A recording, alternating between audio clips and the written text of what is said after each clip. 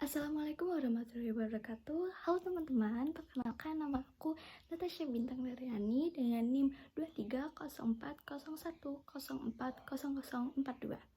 Jadi di sini saya Natasha akan membahas tentang buku yang ditulis oleh Adrian Favell yang berjudul Philosophies of Integration, Immigration, and the Idea of Citizenship in France and Britain, yang artinya yaitu filsafat integrasi, imigrasi, dan ide kewarganegaraan di Prancis dan Inggris. Tugas ini diperuntukkan untuk memenuhi mata kuliah filsafat kewarganegaraan yang diampu oleh Dr. Andri Franciscus Coulthard Empil.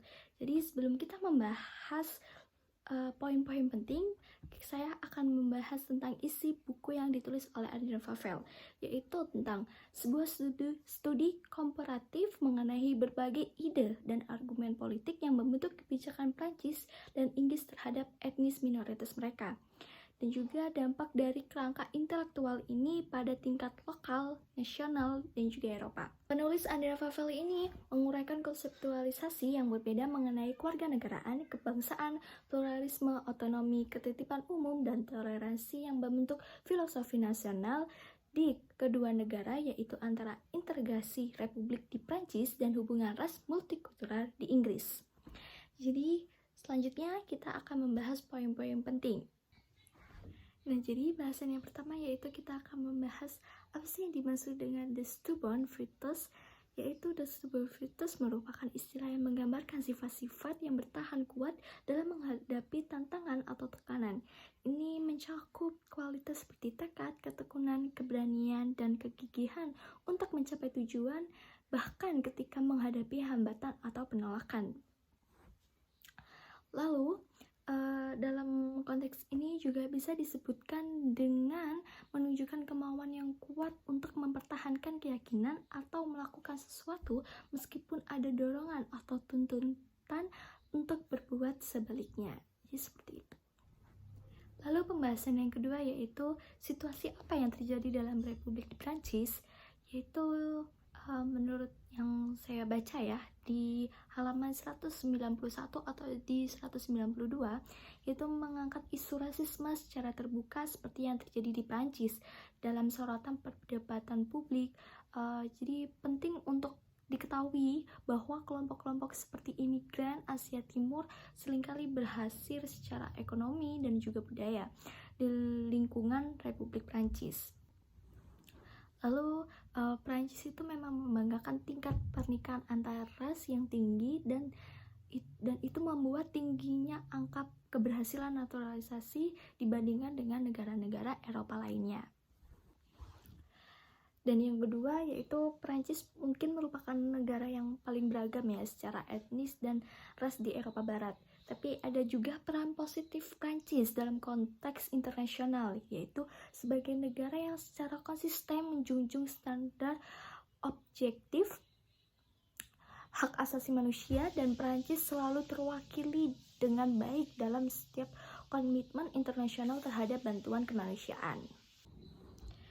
Nah, pembahasan yang ketiga yaitu apa sih filsafat integrasi yang ada di Prancis sebagai bentuk penerimaan para imigran yang dimaksud yaitu dari luar Prancis.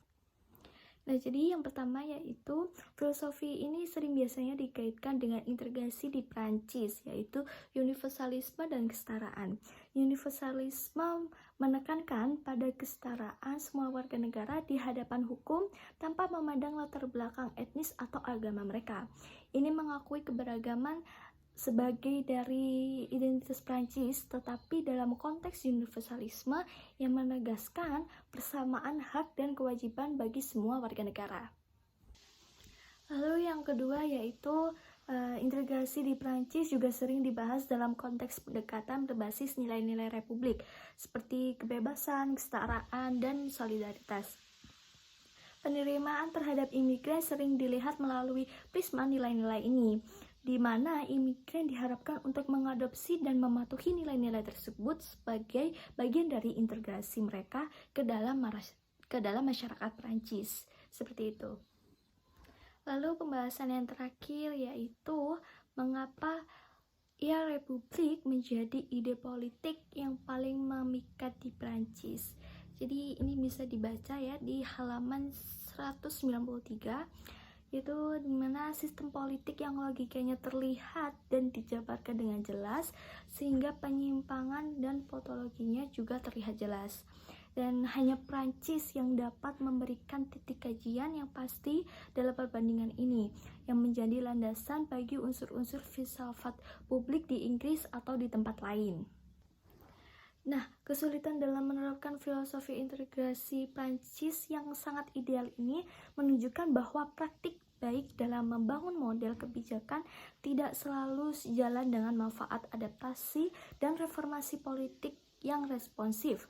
Memahami politik dengan lebih baik harus melibatkan upaya untuk melihat di mana formulasi, argumen, dan cita-cita yang dirasionalisasikan tersebut memang mempunyai dampak yang positif.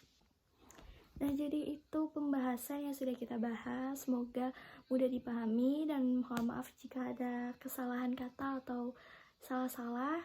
Saya mohon maaf. Jadi kalau misal teman-teman mau membaca bukunya Adrian Favell, bisa lihat di description, linknya sudah saya tertera di sana. Semoga bisa dipelajari, dan terima kasih untuk semuanya yang sudah nonton. Jangan lupa like, comment, and subscribe. So, sampai jumpa di pembelajaran selanjutnya. Bye-bye.